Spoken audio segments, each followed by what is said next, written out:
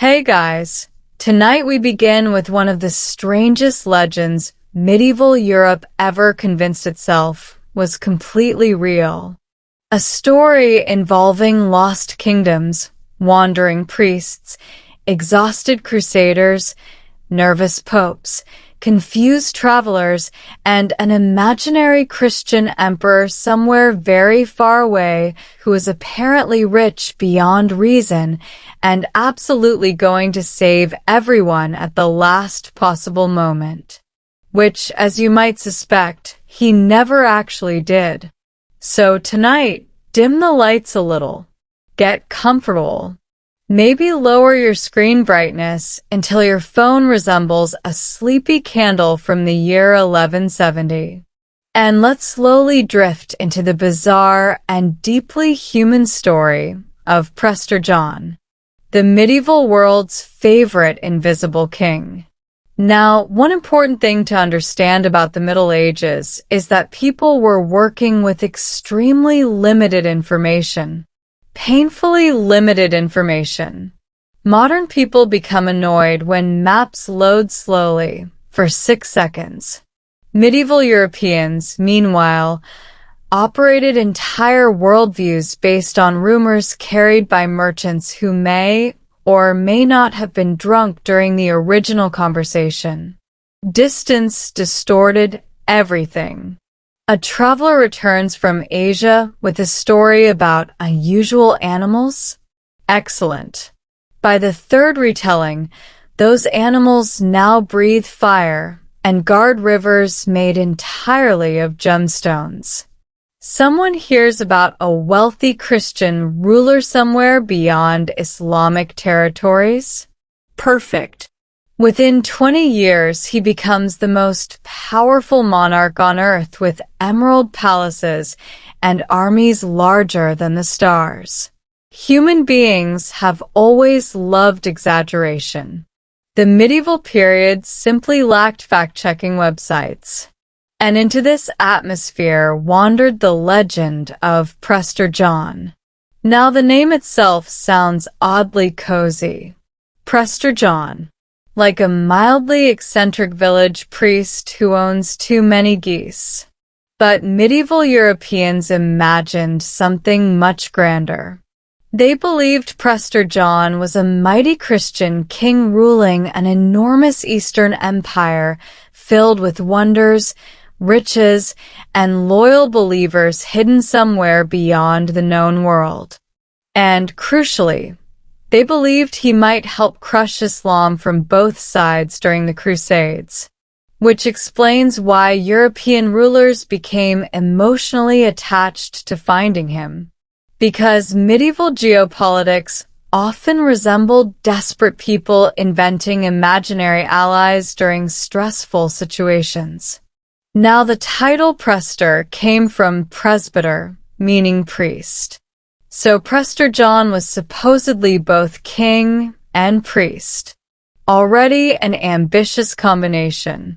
Running one institution badly is common throughout history. Running church and state simultaneously usually produces entire centuries of headaches.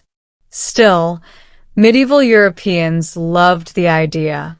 A holy king in the East.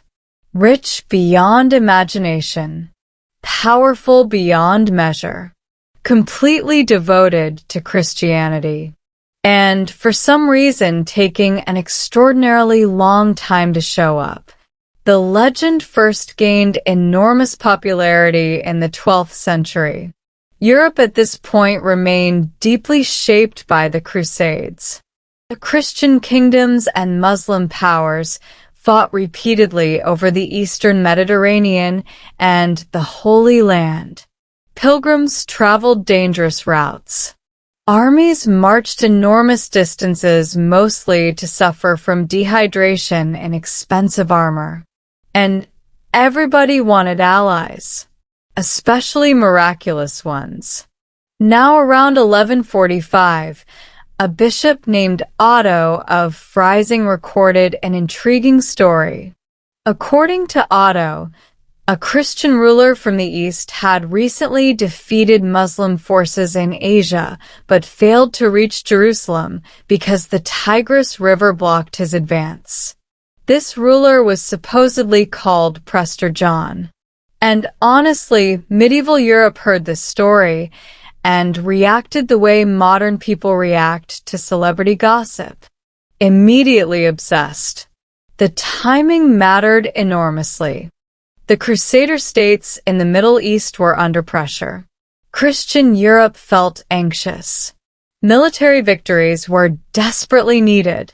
So the idea of an enormously powerful Eastern Christian emperor sounded perfect. Too perfect, probably. But people believed what they needed emotionally.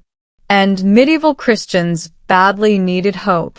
Now, one fascinating thing about the Prester John legend is how it blended genuine fragments of reality with astonishing fantasy. Europeans did know ancient Christian communities existed far beyond Europe. Christianity had spread into parts of Asia and Africa centuries earlier. Travelers encountered Nestorian Christians in Central Asia. Ethiopia possessed an ancient Christian kingdom. Trade routes connected distant cultures in confusing ways. So the existence of some Eastern Christian ruler was not entirely impossible. The problem was that every rumor expanded dramatically during travel. A small kingdom becomes an empire. A wealthy city becomes streets paved with gold. A local ruler becomes universal emperor. Medieval storytelling operated under the principle that moderation was for cowards. And then things became even stranger. Around the 1160s, a remarkable document appeared in Europe. The famous letter of Prester John. Now this letter was almost certainly fictional. Very fictional. But medieval Europeans absolutely devoured it. The letter supposedly came directly from Prester John himself and described his magnificent kingdom in glorious detail. And what a kingdom it was. Honestly, it sounds less like a real empire and more like someone fell asleep after eating too much cheese and began hallucinating luxury. According to the letter, Prester John ruled over endless riches. Rivers carried precious stones. Exotic creatures wandered the land. Giants existed. Strange peoples with horns or multiple eyes appeared occasionally. The kingdom possessed miraculous mirrors that revealed distant events. And naturally there was unlimited gold. Always gold. Medieval Europeans loved imaginary gold almost as much as actual gold. The letter also portrayed Prester John as supremely righteous and overwhelmingly powerful. His court glittered with splendor. His armies were unstoppable. His realm overflowed with peace and prosperity.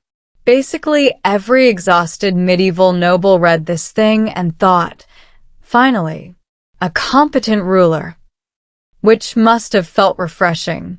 Now, historians still debate exactly who wrote the letter. Probably some educated European cleric or scholar with excellent imagination and too much free time. But whoever created it accidentally launched one of the most persistent myths in medieval history. Copies spread everywhere. Kings read it. Popes discussed it. Scholars debated it. People translated it into different languages.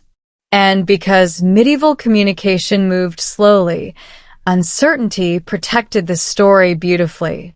Nobody could easily disprove any of it. If someone claimed a jeweled Christian empire existed beyond Persia full of unicorns and flawless justice, most Europeans lacked the means to verify otherwise.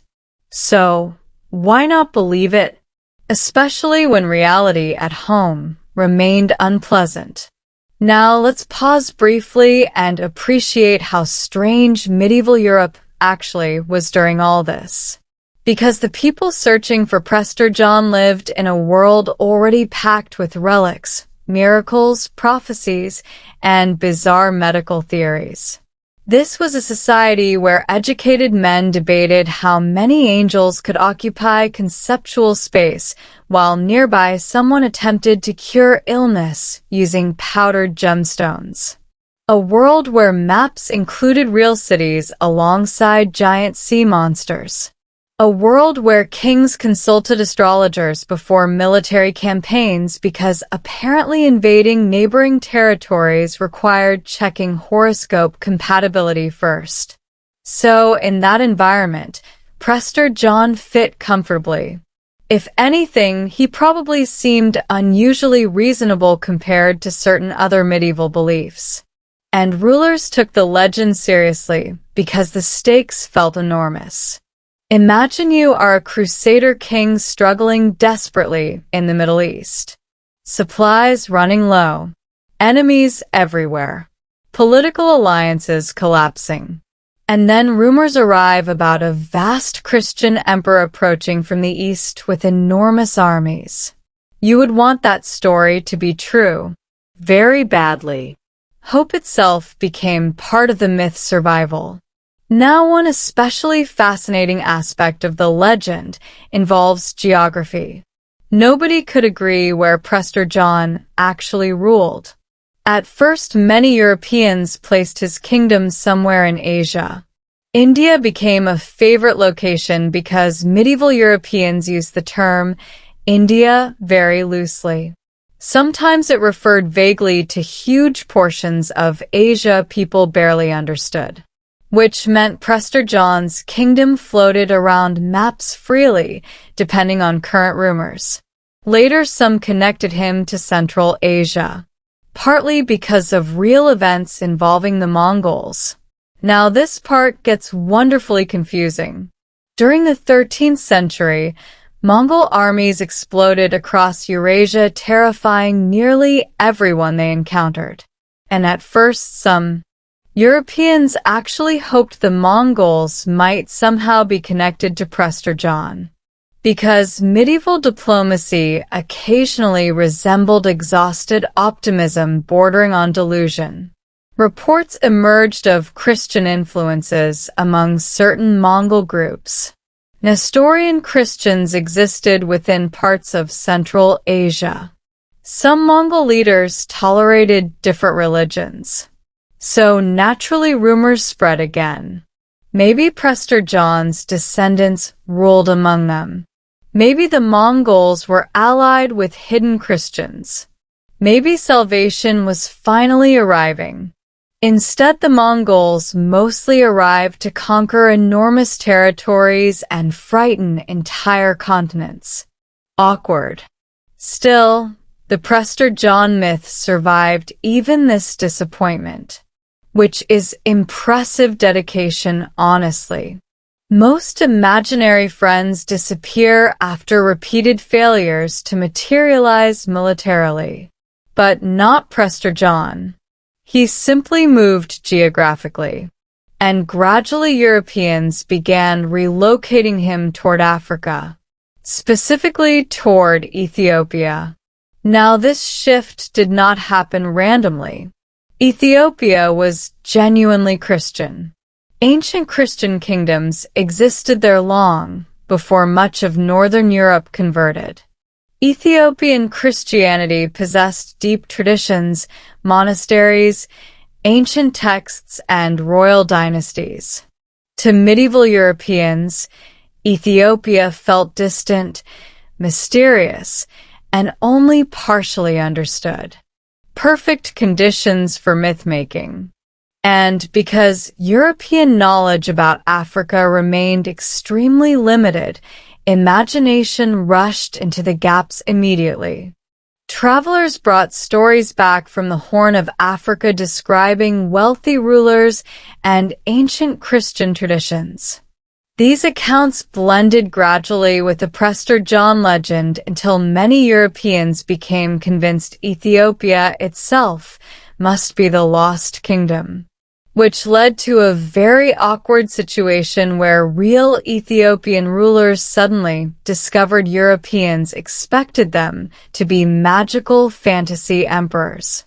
Imagine meeting foreign diplomats who seem disappointed your palace does not contain enough unicorns. That was roughly the situation. Still, diplomatic contact between Europe and Ethiopia increased over time partly because of these expectations. The myth produced real consequences, which happens surprisingly often throughout history. Humans invent stories, then organize actual politics around those stories until everyone forgets where the fantasy ended. And somewhere beneath all this sits a deeply medieval emotional need. The need to believe there was still hidden goodness somewhere beyond the horizon. A perfect Christian kingdom untouched by Europe's endless wars, corruption, and disasters. Because medieval life was exhausting. Plagues arrived unpredictably. Famines occurred regularly. Kings behaved irrationally. Roads remained dangerous. Medicine barely functioned. And the Crusades repeatedly consumed enormous resources while producing heartbreak on an industrial scale. So Prester John became more than an ally. He became a fantasy of order itself. A distant righteous monarch who somehow governed wisely, defeated enemies effortlessly, and lived surrounded by peace and abundance. Essentially the opposite of most medieval rulers. And speaking of medieval rulers behaving strangely, next we should gently float into the chaotic courts and exhausted crusader kingdoms that became so desperate for miracles they were willing to place geopolitical hopes in a man nobody had ever actually met. So the legend of Prester John spread across medieval Europe precisely because Europe itself was deeply stressed. And honestly, medieval Christian kingdoms spent an astonishing amount of time being stressed. Tonight, let's slowly wander into that anxious world. A world of crusader castles baking beneath Middle Eastern suns, kings writing nervous letters, popes attempting to organize salvation through bureaucracy, and noblemen traveling thousands of miles in armor because apparently nobody had yet invented healthier hobbies. Now, by the 12th century, the Crusades had already transformed European imagination. The First Crusade captured Jerusalem in 1099 after extraordinary violence that medieval chroniclers described with the kind of enthusiasm modern historians read very carefully and slightly uncomfortably. Crusader states emerged afterward across parts of the eastern Mediterranean. And at first, many Europeans viewed these kingdoms almost romantically. Holy cities reclaimed, Christian banners waving triumphantly, pilgrims flowing eastward, knights becoming heroes beneath desert skies. Very dramatic. Unfortunately, reality arrived quickly, as it usually does. The Crusader kingdoms turned out to be fragile, expensive, politically divided, and permanently anxious. Because maintaining European-style states thousands of miles from Europe surrounded by stronger regional powers is difficult. Who could have predicted this besides nearly everyone? The rulers of these Crusader kingdoms spent enormous amounts of time begging Europe for assistance. More soldiers, more money, more supplies, more alliances. And Europe responded inconsistently because medieval logistics operated at the speed of damp horses. Now, one thing modern people sometimes forget is how emotionally overwhelming the Holy Land felt to medieval Christians. Jerusalem was not merely important politically. It existed at the spiritual center of their worldview. Pilgrimage mattered intensely. Sacred geography shaped imagination deeply. The thought of Christian holy places under Muslim rule genuinely disturbed many Europeans at a profound level, which meant the Crusades generated enormous emotional energy. And emotional energy tends to produce strange ideas eventually, like hoping a mysterious Eastern super king might arrive and solve everything. Now, during this period, Europe itself remained fragmented constantly. Kings argued with nobles. Nobles argued with bishops. Bishops argued with popes. Popes argued with emperors. Everyone argued with taxes. Feudal politics created endless layers of obligation and resentment. Even powerful rulers struggled to control territories effectively. Communication remained slow. Armies expensive. Loyalty conditional. A medieval king could wake up one morning and discover half his nobles had decided they preferred somebody else now. Very inconvenient system overall. Take Louis VII, for example. Louis joined the Second Crusade partly because he carried enormous guilt after a particularly catastrophic incident in France involving a church fire and many deaths.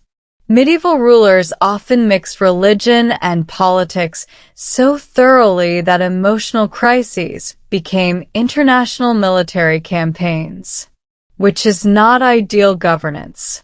Louis himself was deeply pious, but not especially effective militarily. He traveled east alongside Eleanor of Aquitaine, one of the most remarkable women of the Middle Ages. Eleanor deserves an entire Sleepy documentary herself, honestly. Brilliant, charismatic, wealthy, politically dangerous. Married first to the King of France, later to the King of England, because apparently one kingdom simply could not contain her administrative energy.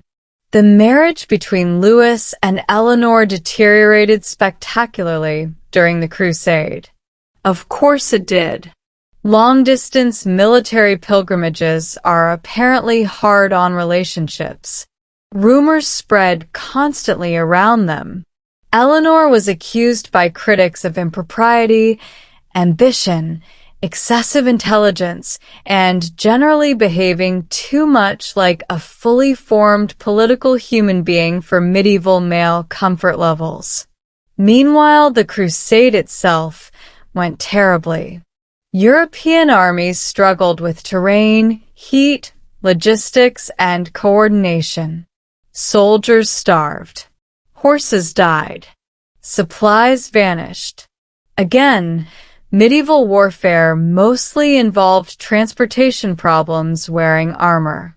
And throughout these failures, stories about Prester John floated temptingly through Christian imagination.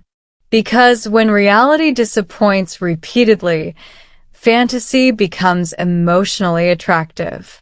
Now, another deeply exhausted figure during this period was Conrad III of Germany. Conrad also joined the Second Crusade. Conrad also struggled enormously.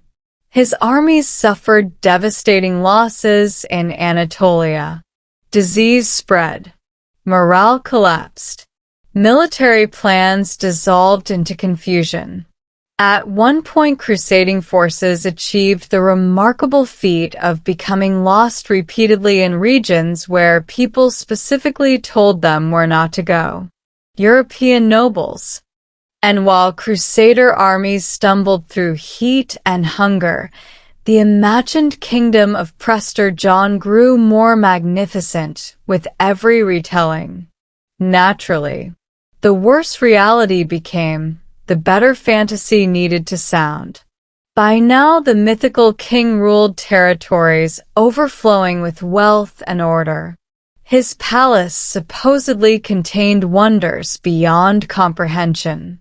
Exotic animals roamed freely. Precious stones decorated ordinary objects. Justice prevailed universally.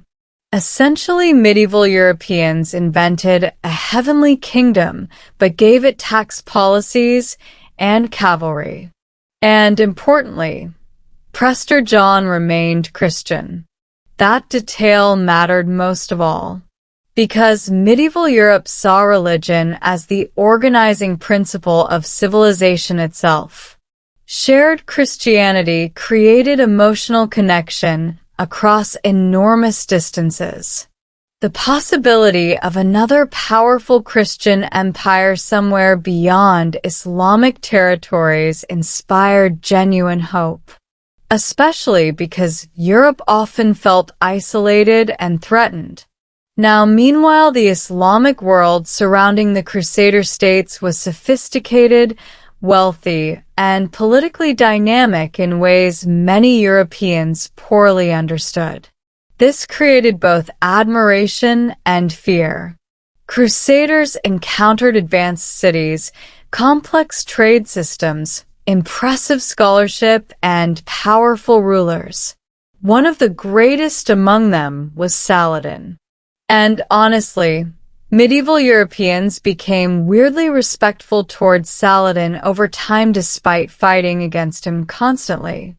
Saladin recaptured Jerusalem in 1187 after defeating Crusader forces at the Battle of Hattin. This was catastrophic emotionally for Christian Europe. Suddenly, the Holy City was lost again. Church bells rang mournfully across Europe. Popes panicked. Kings prepared new crusades. And somewhere inside all this despair, the dream of Prester John gained fresh emotional power once more. Surely the Eastern king would help now. Surely enormous Christian armies would appear eventually. Surely somebody competent existed somewhere. But naturally no magical empire arrived. Instead, Europe launched the Third Crusade, featuring perhaps the most exhausting collection of royal personalities imaginable. First, there was Richard I of England, also known as Richard the Lionheart. Richard is one of those historical figures who spent centuries transformed into pure legend. Brave warrior king, military genius, heroic crusader. And yes, he was certainly charismatic and militarily talented. He was also impulsive, extravagantly expensive, emotionally dramatic, and spent remarkably little time actually governing England. Richard treated England less like a kingdom and more like an ATM machine for crusading adventures. To finance his campaigns, he allegedly declared he would sell London itself if he could find a buyer, which honestly feels like exactly the sort of joke wealthy medieval rulers made while everyone around them laughed nervously. Richard spent most of his reign abroad fighting, negotiating, traveling, or being imprisoned. Meanwhile, his subjects continued existing back home, wondering if perhaps their king might eventually remember England was a real place. Then there was Philip II of France. Cold, calculating, politically sharp. Philip and Richard disliked each each other enormously despite technically sharing crusading goals. Medieval alliances often resembled co-workers forced into group projects while secretly plotting each other's humiliation. And then we have Frederick I Barbarossa, an aging emperor with one of history's most intimidating nicknames. Barbarossa means red beard, which sounds impressive until you remember medieval rulers frequently earned terrifying reputations simply by surviving long enough without dying from soup contamination. Frederick marched east with enormous ambition, and then drowned accidentally crossing a river, which somehow summarizes medieval history beautifully. Entire imperial crusade undone by water-depth miscalculation. His death devastated morale. Many soldiers abandoned the expedition afterward. Again and again, reality refused to cooperate with grand Christian dreams. So naturally the legend of Prester John endured, because he represented everything missing from actual politics: unity, competence, strength, certainty. A king who supposedly never failed, unlike literally every visible ruler available for comparison. Now, medieval maps during this period became wonderfully strange because cartographers tried blending religious imagination with fragmented geographical knowledge. Some maps placed paradise physically somewhere in the east. Others included monstrous races described by ancient writers. And somewhere beyond known territories often appeared the realm of Prester John. Maps in the Middle Ages were not merely navigational tools. They were emotional documents, spiritual diagrams, attempts to organize a mysterious world into understandable patterns, which meant rumors could become geography surprisingly fast. A traveler mentions wealthy Christians beyond Persia? Excellent. Put them on the map. Somebody describes unusual animals in India? Wonderful. Add dog-headed men nearby for balance. Modern cartography eventually became more scientific. Medieval cartography remained partly storytelling, and honestly, there is something charming about that. Wrong, certainly, but charming. Now, as centuries passed, European contact with Asia slowly expanded. Travelers journeyed farther east. Trade networks deepened. Information improved gradually. And with increased contact came a problem. Nobody could find Prester John. Awkward. You would think this might weaken enthusiasm eventually. Instead, Europeans simply adjusted the legend continuously. Perhaps the kingdom moved farther away. Perhaps travelers missed it. Perhaps enemies concealed it. Human beings are remarkably unwilling to abandon hopeful fantasies once emotionally invested. This became especially obvious during Mongol expansion. At first, reports about the Mongols terrified Europe. Entire kingdoms collapsed beneath cavalry invasions. Cities burned. Armies vanished. But then some Europeans began wondering whether these powerful Eastern conquerors might somehow connect to the Prester John tradition. Because apparently every major Asian political development now required immediate mythical interpretation. Certain Mongol leaders had Christian relatives or advisors. Nestorian Christianity existed across parts of Central Asia. Diplomatic envoys carried confusing stories westward. Suddenly rumors exploded again. One tale claimed Prester John himself had fought against Genghis Khan. Another suggested Mongol rulers descended from Christian lineages. Reality became tangled thoroughly with imagination. And poor Genghis Khan probably would have found all this extremely irritating had anyone explained it to him between campaigns of continental conquest. Eventually, Europeans realized the Mongols were not magical Christian saviors. Mostly they were just Mongols. Still dangerous. Still historically significant. but not particularly interested in rescuing crusader kingdoms spiritually.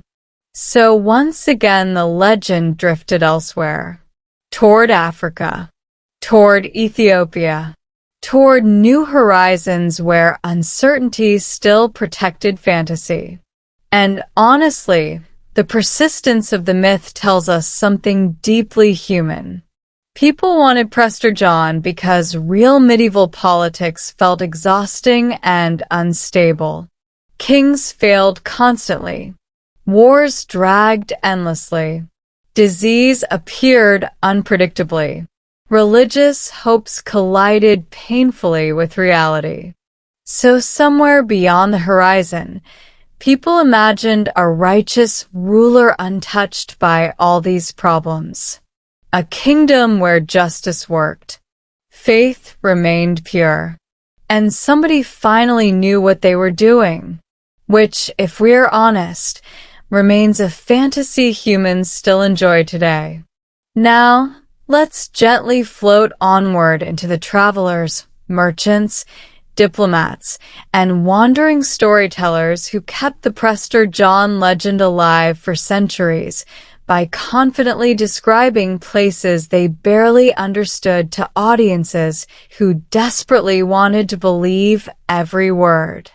One of the great engines powering the legend of Prester John was the medieval traveler. Or more specifically, the medieval traveler returning home after 6 months abroad, realizing people would listen very carefully if he described enough exotic animals. This created incentives. Very dangerous incentives. Now, to be fair, long-distance travel in the Middle Ages was genuinely difficult. Roads were unreliable. Weather unpredictable. Ships sank constantly. Bandits existed professionally. Language barriers complicated everything. Food became questionable very quickly once packed onto wagons or boats. So anyone traveling enormous distances deserved respect. But they did not always deserve unquestioning belief. Because medieval travel writing occupied a fascinating space somewhere between observation, rumor, imagination, and what we might politely call creative confidence. And audiences loved it. A merchant returns from Asia describing distant kingdoms? Wonderful. A pilgrim claims strange Christian communities exist beyond Muslim lands? Excellent. Someone reports hearing about a mighty priest-king ruling near the edge of the world? Perfect. Please continue immediately while everyone leans closer dramatically. Now, among the most famous travelers connected indirectly to this atmosphere was Marco Polo. Marco Polo tends to appear in modern imagination as a fearless explorer wandering elegantly across Asia collecting cultural wisdom. The reality was more complicated. Polo absolutely traveled widely and provided valuable descriptions of the Mongol world. But his accounts also blended first-hand experience with second-hand stories and occasional exaggerations. Again, this was normal. Medieval audiences expected marvels. If you traveled across Eurasia and returned describing only practical tax systems and grain storage methods, people would become disappointed very quickly. So travel narratives included wonders, strange creatures, golden palaces, mysterious customs, impossible wealth. And somewhere inside these stories, the legend of Prester John continued drifting patiently through European imagination. Marco Polo himself discussed traditions related to a ruler Europeans identified with Prester John. According to certain Mongol stories, this king supposedly opposed Genghis Khan and suffered defeat afterward, which only deepened the mythology. Now Prester John became tangled not only with crusading dreams, but with the enormous, terrifying rise of the Mongol Empire itself. And honestly, medieval Europeans found the Mongols deeply confusing. At first, reports sounded almost supernatural. Entire armies appearing suddenly from the east. Cities collapsing rapidly. Horsemen crossing unbelievable distances. Kingdoms vanishing. Europeans struggled to categorize this new force entering their world. Naturally, some interpreted events through prophecy, others through biblical frameworks, and some through the Prester John legend. Because once a myth becomes flexible enough, people can attach it to almost anything. Now, another enormously influential figure during this period was the mysterious John Mandeville. And honestly, Mandeville may not even have existed, which somehow feels appropriate for the story. The Travels of Sir John Mandeville became one of the most popular books of the later Middle Ages. It described journeys through the East filled with astonishing wonders. Dog-headed people, headless men with faces in their chests, valleys full of diamonds, cannibals, magical regions, and yes, references connected loosely to the lands associated with Prester John. Now, modern readers might wonder how anyone believed this material, but medieval audiences approached travel writing differently. These texts were not always read as strict factual reporting. They blended moral lessons, religious ideas, entertainment, ancient legends, and genuine geography together fluidly. Reality and symbolism coexisted comfortably. Besides, most readers had no way to verify anything. If a manuscript claimed giant ants mined gold somewhere in India, disproving it required extraordinary effort. And honestly, medieval Europe already contained enough bizarre realities that giant mining ants probably did not sound entirely impossible. This was a world where relic collectors claimed ownership of saints' fingernails, dragon bones, and enough fragments of the true cross to theoretically reconstruct several crosses simultaneously. Standards of evidence varied considerably. Now, one fascinating aspect of these travel stories is how often they reflected European hopes more than distant realities. Prester John's kingdom especially became a projection screen for medieval desires. Justice without corruption. Faith without heresy. Wealth without taxation. Power without political chaos. Essentially, Europeans invented an ideal Christian empire located conveniently far away where nobody could inspect it carefully. And the farther away something remained, the easier it became to imagine perfection. This pattern appears constantly throughout history. Distant places absorb fantasies. People disappointed with home imagine somewhere else must function better.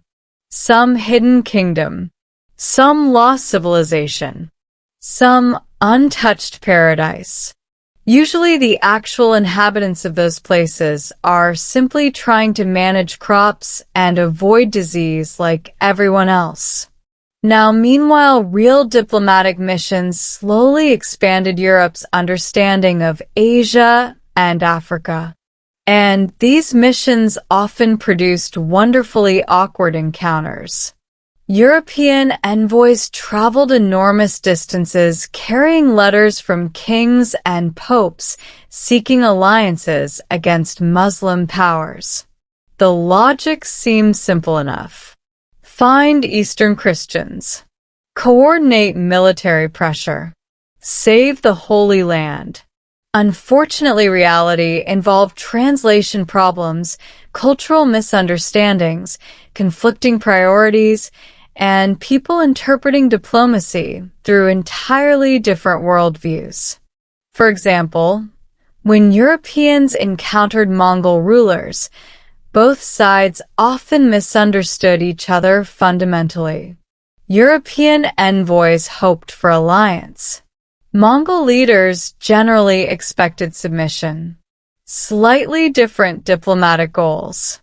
Letters exchanged between courts became fascinating exercises in mutual confusion. And throughout all these interactions, the ghost of Prester John hovered quietly in the background. Was this ruler connected somehow? Did these distant Christians know him?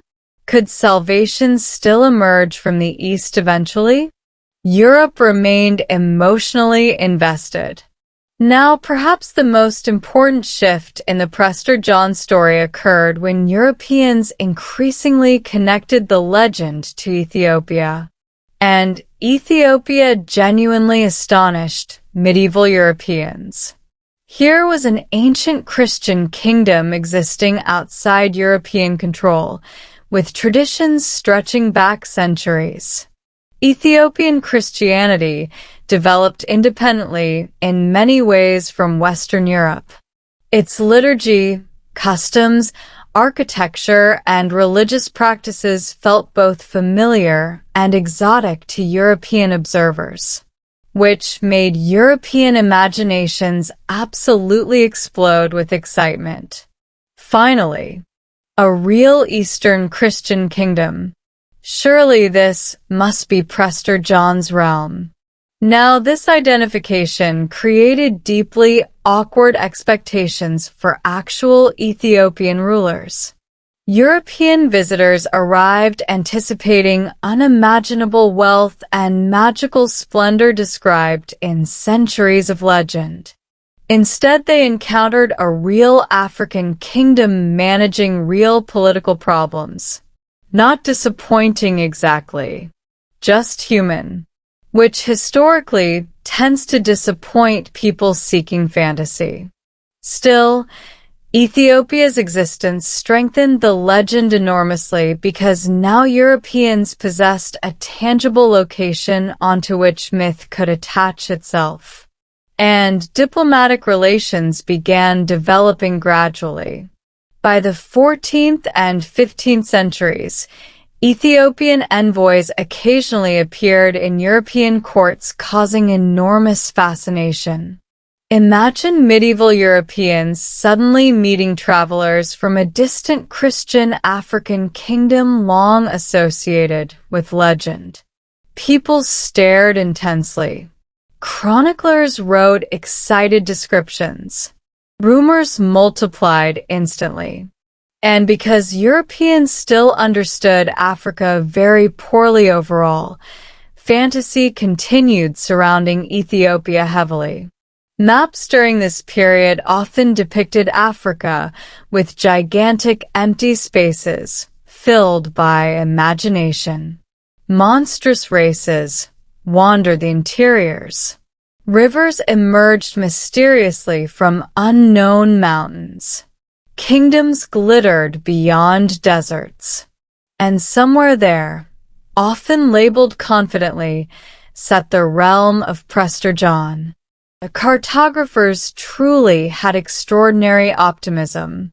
Now, meanwhile, Europe itself remained chaotic enough that the fantasy of a perfectly governed Christian empire only grew more emotionally attractive. The 14th century especially became catastrophic.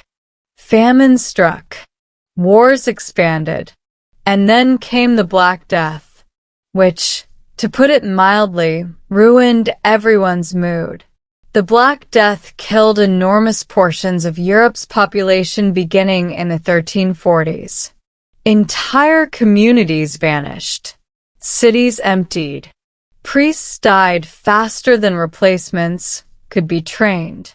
Social systems destabilized. People searched desperately for explanations. Some blamed sin, others astrology, others minorities or outsiders in ways that became horrifyingly violent. And amid all this suffering, distant legends retained emotional power. A hidden Christian kingdom untouched by catastrophe sounded comforting. A reminder that somewhere, perhaps, divine order still existed. Even if Europe itself increasingly resembled exhausted chaos wrapped in funeral bells. Now, let us gently appreciate how emotionally important stories become during unstable times. Prester John survived not because evidence supported him strongly. Evidence remained terrible throughout. He survived because people needed him. The legend provided psychological relief, a sense that Christianity extended beyond Europe's immediate disasters, a belief that powerful allies might still emerge unexpectedly.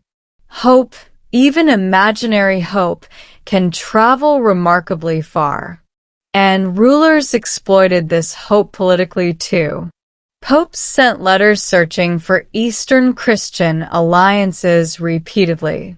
Explorers pursued rumors eagerly. Merchants exaggerated stories because exotic information increased prestige and commercial opportunity.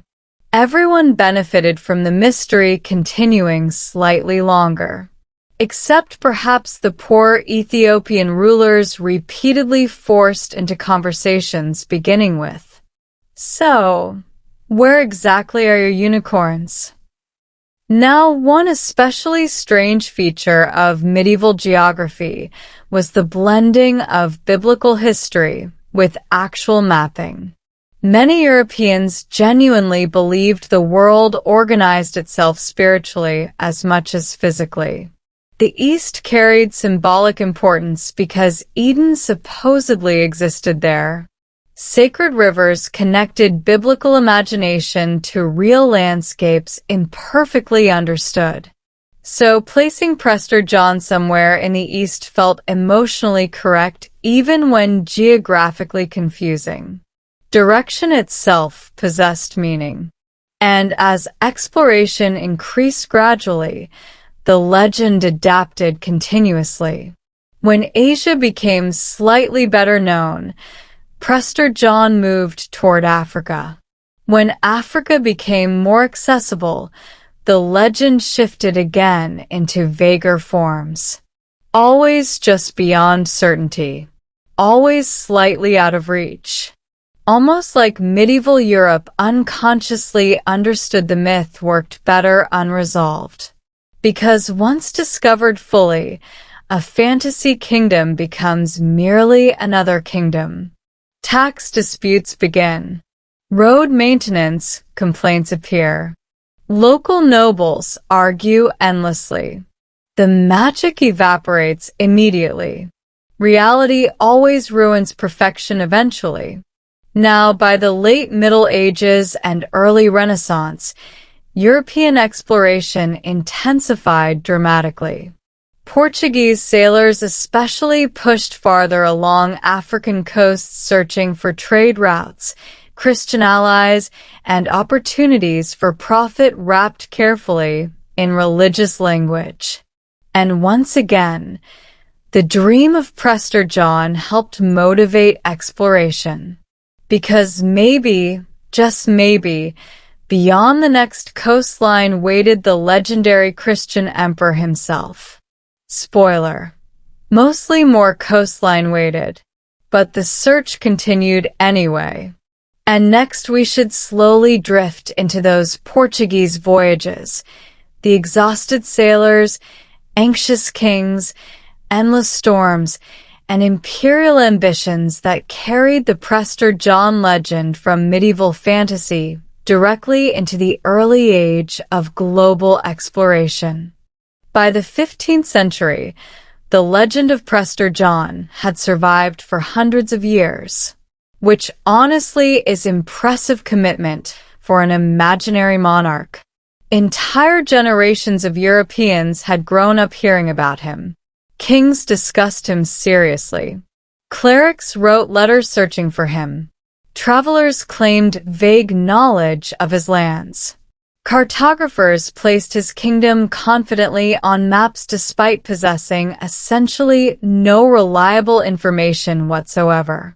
And now, at last, the Portuguese decided they might actually go find him. Because Portugal during the 1400s became one of history's most determined little maritime kingdoms. Small country. Enormous ambition. The Portuguese looked out at the Atlantic Ocean and collectively decided, what if we just kept sailing farther? Which sounds brave and visionary now. At the time, it probably sounded more like a national gambling addiction involving boats. Now, one important figure looming over this era was Henry the Navigator. And immediately we should note something funny.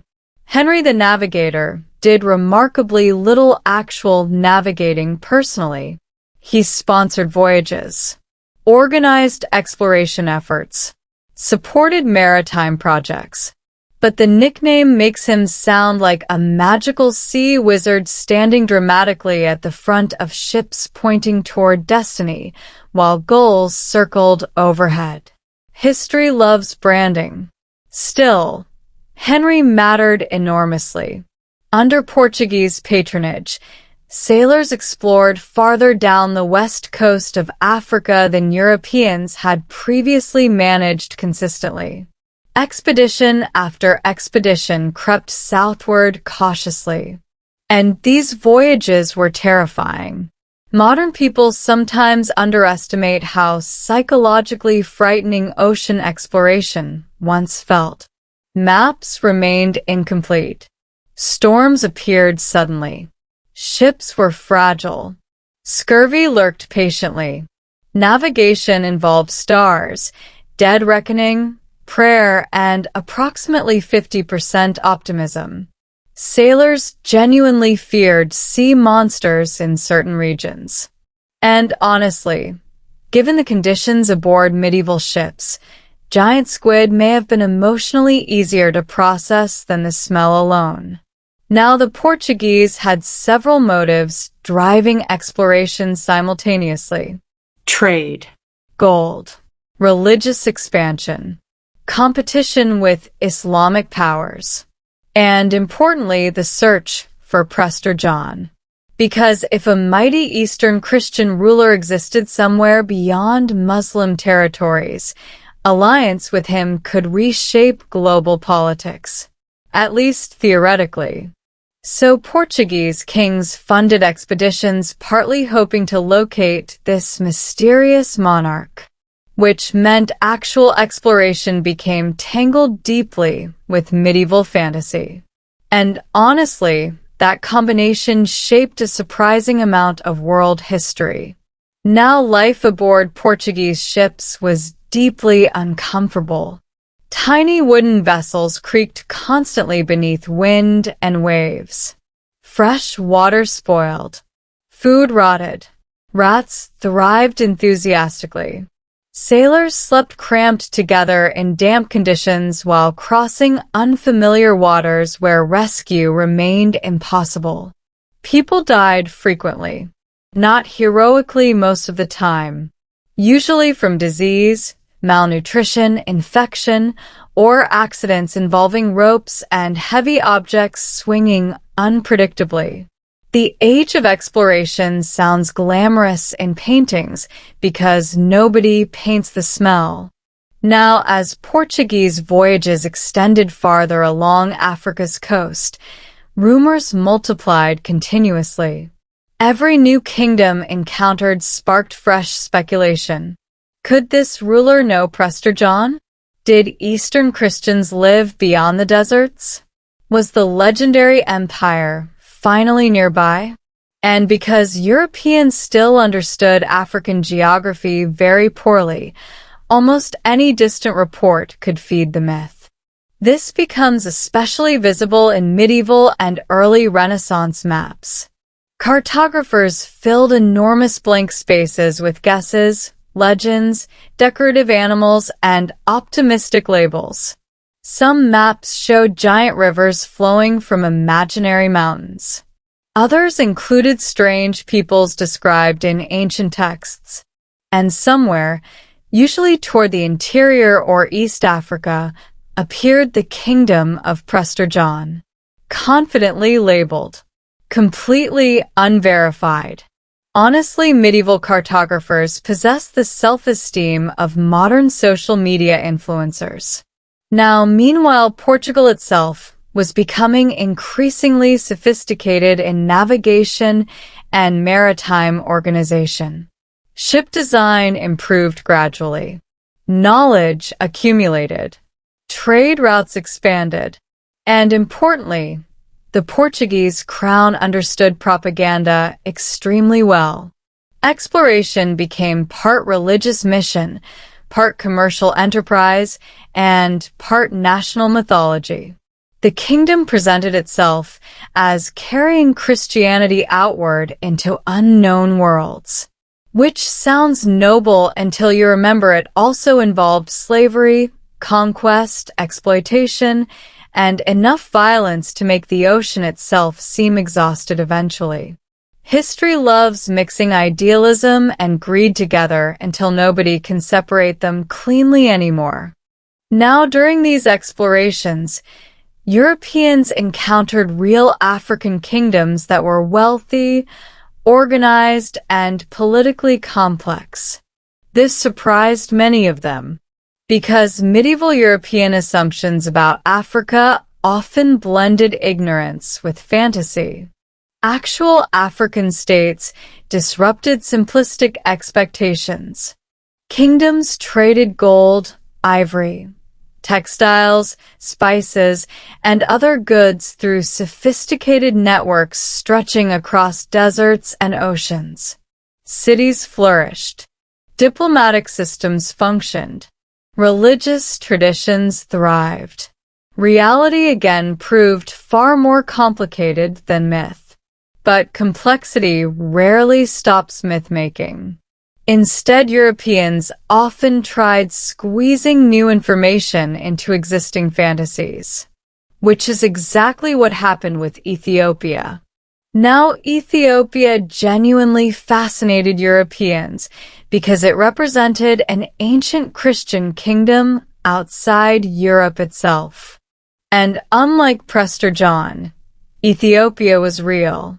Very real. Ethiopian Christianity traced its roots back centuries. Its emperors ruled substantial territories. Monasteries preserved ancient traditions.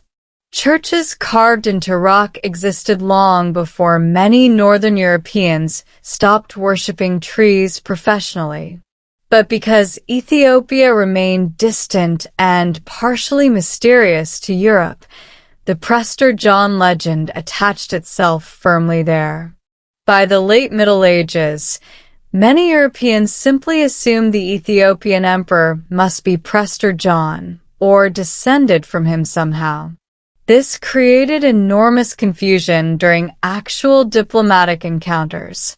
Imagine being an Ethiopian envoy arriving in Europe only to discover everyone expects your homeland to contain magical rivers and impossible treasures described in centuries-old fantasy letters. Awkward beginning to negotiations. Still, diplomatic contacts increased. Portuguese rulers especially became eager to establish alliances with Ethiopia against shared Muslim rivals. Again, the dream persisted stubbornly. Christian kingdoms joining forces across continents. Islam surrounded strategically. Jerusalem perhaps reclaimed.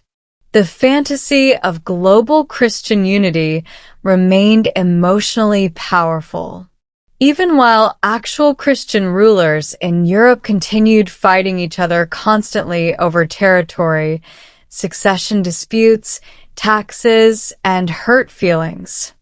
Now, one especially interesting Portuguese king during this period was John II of Portugal. Sharp-minded, ambitious, suspicious. John II aggressively expanded Portuguese exploration and intelligence gathering. He genuinely wanted information about Eastern trade routes and Christian allies, which led to one of the most fascinating spy missions connected to the Prester John legend. In the late 1480s, John II dispatched 2 agents eastward secretly, Pero de Covilhã and Afonso de Paiva. Their mission was extraordinarily ambitious. Travel across the Middle East and Africa. Gather information about spice routes. Locate Christian kingdoms. Possibly find Prester John. No pressure. Now Covilhã's journey feels almost unbelievable today. He traveled through Egypt, the Red Sea, parts of India, and East Africa gathering intelligence carefully. Unlike many fantasy-driven storytellers, Covilhã actually paid close attention to practical details. Trade routes, ports, navigation patterns, commercial systems, which already made him more useful than approximately 90% of medieval travel writers. Eventually, Covilhã reached Ethiopia, and there, at last, Europeans encountered the truth behind centuries of fantasy. Sort of. Because Ethiopia was indeed Christian. It was indeed ancient and impressive. But it was not the magical super-empire described in the letter of Prester John. No rivers of gemstones. No unicorn management infrastructure. No universal monarchy ruling half the planet peacefully. Just a real kingdom facing real political and military challenges like everyone else. And yet, something fascinating happened. Even after discovering Ethiopia's ordinary human reality, Europeans often continued treating it through mythological frameworks anyway. Because people become emotionally attached to legends. Reality alone rarely replaces fantasy immediately. Now, Covilhã himself remained in Ethiopia for the rest of his life, more or less. He served the Ethiopian court and reportedly could not easily return home, which feels oddly melancholy. Imagine spending years searching for a mythical kingdom only to become absorbed quietly into an actual one instead. Meanwhile, Portuguese exploration accelerated dramatically, and eventually came Vasco da Gama. Da Gama reached India by sailing around Africa in 1498, fundamentally reshaping global trade. This was one of those historical moments where the world suddenly becomes permanently smaller. Ocean routes connected continents directly in new ways. Commerce intensified. Empires expanded aggressively.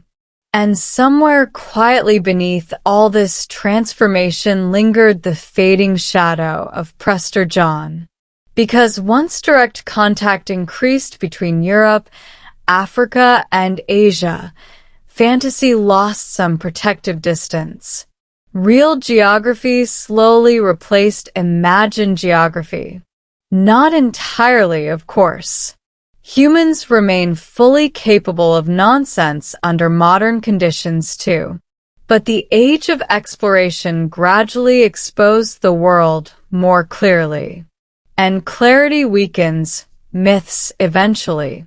Still, the legend never vanished completely. Prester John survived because he represented more than geography.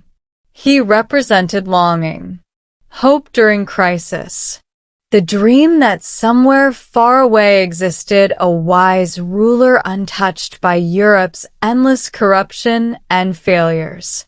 A kingdom where faith remained pure and justice worked properly.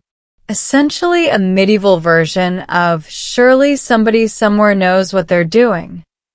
Now the irony, of course, is that the real age of exploration unleashed catastrophes far larger than the old fantasy ever imagined.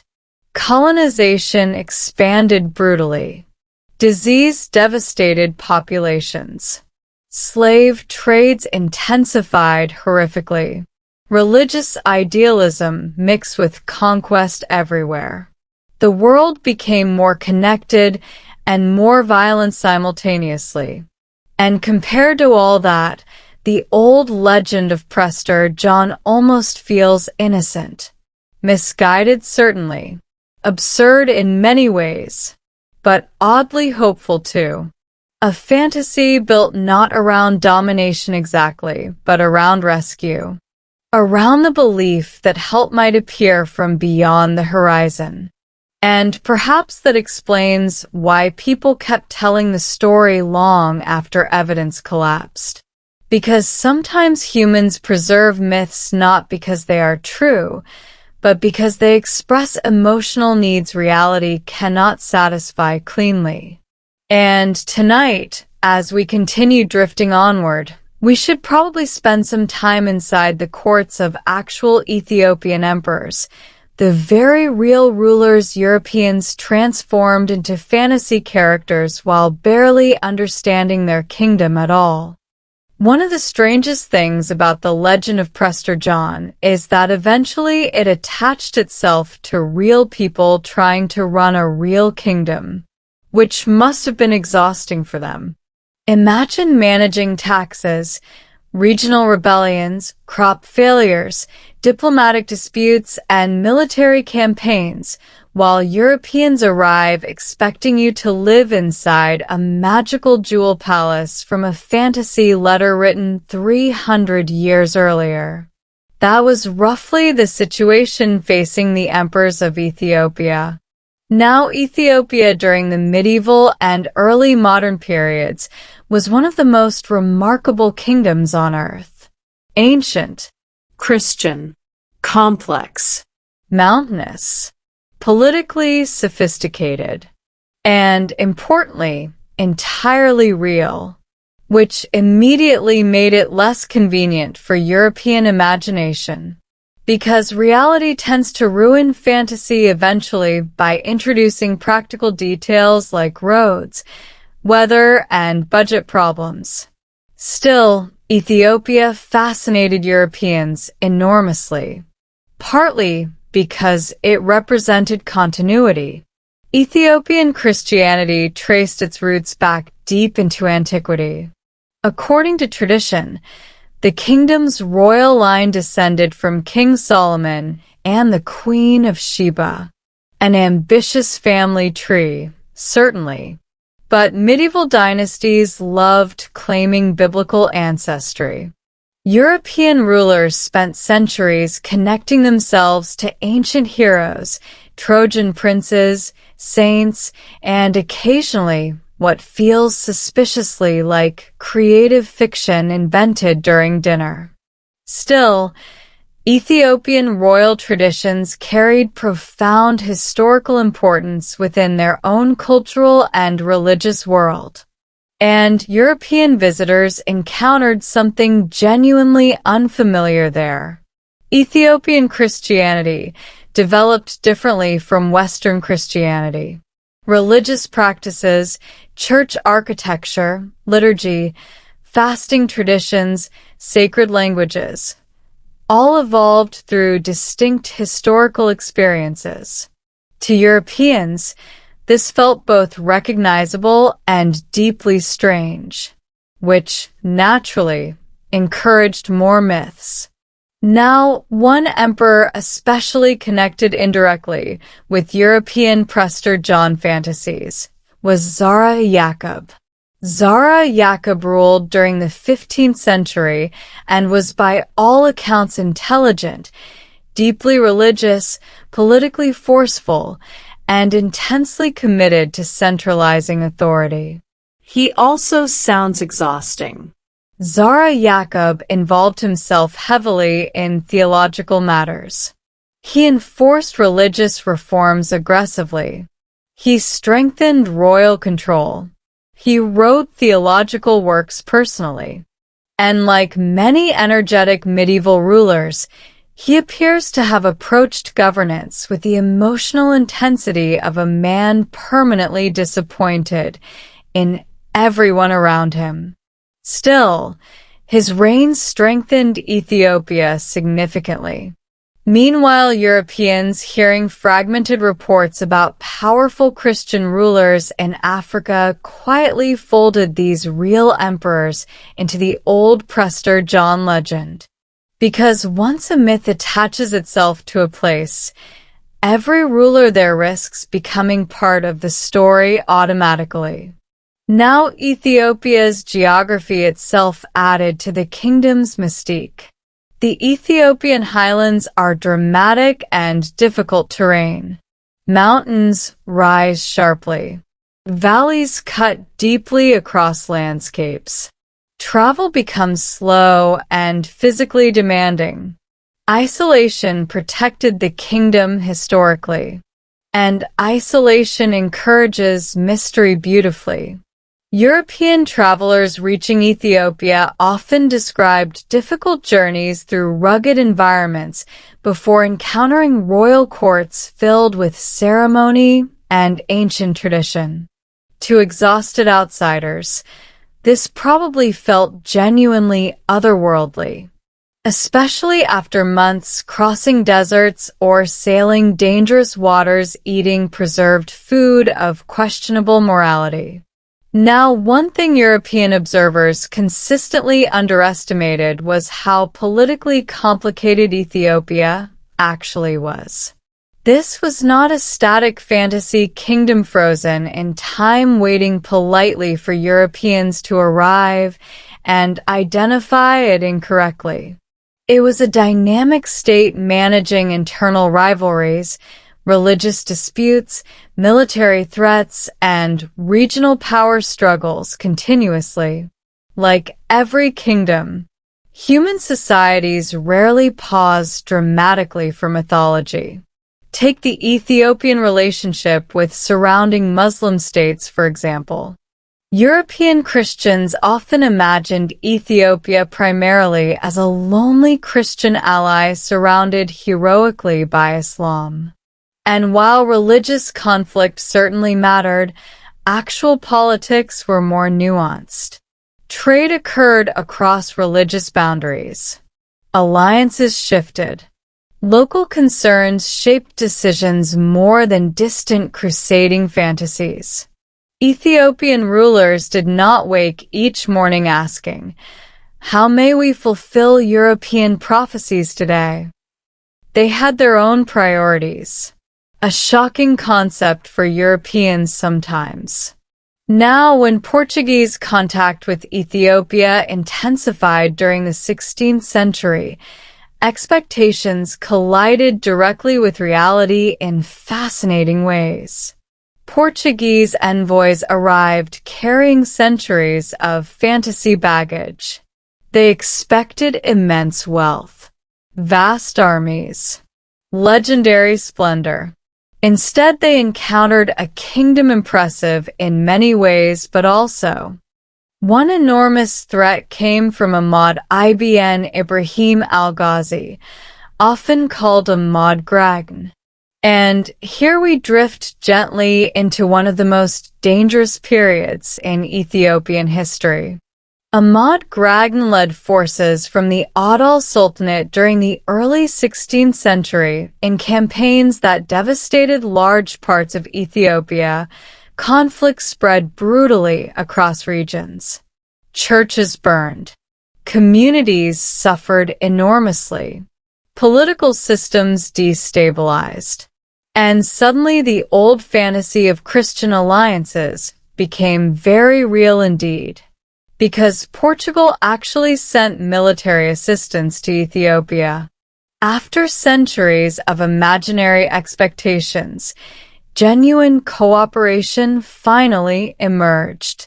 Though naturally reality remained messier than legend. Portuguese musketeers arrived to support Ethiopian forces. Military campaigns unfolded across difficult terrain.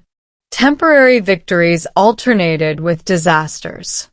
And somewhere beneath all this violence lingered the strange irony that Europeans had spent generations imagining Ethiopia as an overwhelmingly powerful Christian superstate, only to discover it was vulnerable and human like every other kingdom.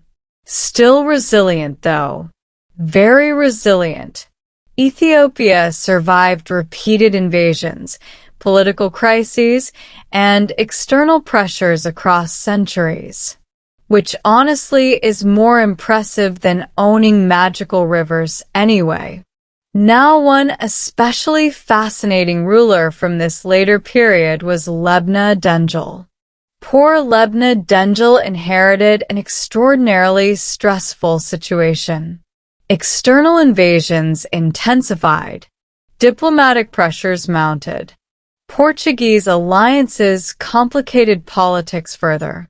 And meanwhile, Europeans continued filtering Ethiopia through fantasies about Prester John. Imagine trying to coordinate military strategy while foreign allies secretly expect you to fulfill medieval prophecy. It adds emotional texture to diplomacy, certainly. Now, European descriptions of Ethiopian courts often reveal as much about Europe as Ethiopia itself. Travelers fixated on exotic details constantly. Clothing styles, ceremonies, foods, religious rituals, animals, architecture. Anything differing from European norms became highlighted dramatically. This happens repeatedly in travel writing throughout history. Observers notice unfamiliarity first, and unfamiliarity easily becomes exoticism. Still, some European visitors genuinely admired Ethiopian traditions deeply. They encountered ancient manuscripts, monastic scholarship, complex theology, and impressive statecraft. The kingdom challenged simplistic European assumptions about Africa profoundly, though unfortunately many Europeans remained stubbornly attached to those assumptions anyway. Now, let's pause briefly and appreciate one of the funniest recurring patterns in human history. People inventing fantasy versions of places they barely understand, then feeling mildly disappointed when actual humans there turn out to possess ordinary political problems. Prester John's kingdom was supposed to be perfect. No corruption, no instability, no internal conflict, which of course is impossible because humans were involved. Even the most sophisticated kingdoms still contain arguments about succession, taxes, military failures, and somebody behaving irrationally during diplomatic negotiations. Civilization remains civilization everywhere. And Ethiopian emperors were rulers, not magical symbols. They negotiated alliances, managed nobles, responded to threats, balanced religious authority with political necessity. Real work. Messy work. Now, meanwhile, Europe itself was changing rapidly. The Renaissance expanded learning gradually. Exploration increased geographic knowledge. Printing spread information faster. Religious tensions intensified toward the Reformation. And slowly, painfully slowly, the old medieval worldview began shifting. which created problems for legends like Prester John. Because expanding knowledge narrows spaces where fantasy can hide comfortably. Maps improved. Travel accounts became somewhat more accurate. Diplomatic contacts increased. Reality accumulated steadily. But interestingly, the Prester John myth never disappeared completely. It transformed instead. By the 16th and 17th centuries, educated Europeans increasingly understood the original legend was fictional or heavily distorted. Yet traces remained culturally powerful. Prester John became symbolic, a reminder of medieval hopes and geographical confusion, a reflection of Europe's longing for allies during crisis, and perhaps most importantly, evidence of how badly humans want distant salvation stories. Some hidden kingdom, some perfect ruler, some external force that might arrive and solve unbearable problems. It is a very old emotional habit. Now, another irony here is that while Europeans once imagined Ethiopia as impossibly wealthy and mystical, later colonial attitudes swung harshly in the opposite direction. European powers increasingly dismissed African states entirely or viewed them through deeply racist frameworks during later centuries, which means Ethiopia experienced two opposite distortions. First fantasy, then condescension, neither particularly accurate. And throughout both periods, actual Ethiopians continued living complicated human lives mostly indifferent to European narrative convenience. Now, perhaps the saddest thing about the Prester John legend is how it reveals loneliness. Not personal loneliness exactly. Civilizational loneliness. Medieval Europe often felt surrounded by threats, divisions, and uncertainty. The dream of a hidden Christian ally offered emotional reassurance that they were not alone in the world. That somewhere beyond deserts and mountains existed another great kingdom sharing their faith and values. A comforting thought, especially during crusades, plagues, famines, and political collapse. And honestly, humans still create versions of this fantasy constantly. The idea that somewhere there must exist a wiser society, a pure system, a better ruler untouched by ordinary failures. Some distant answer to local exhaustion. Prester John simply wore medieval clothing. Now, as tonight's sleepy journey continues, we should probably drift gently toward the slow fading of the legend itself. How exploration, science, trade, and increasingly accurate maps gradually cornered old fantasies until the invisible king finally had nowhere left to hide.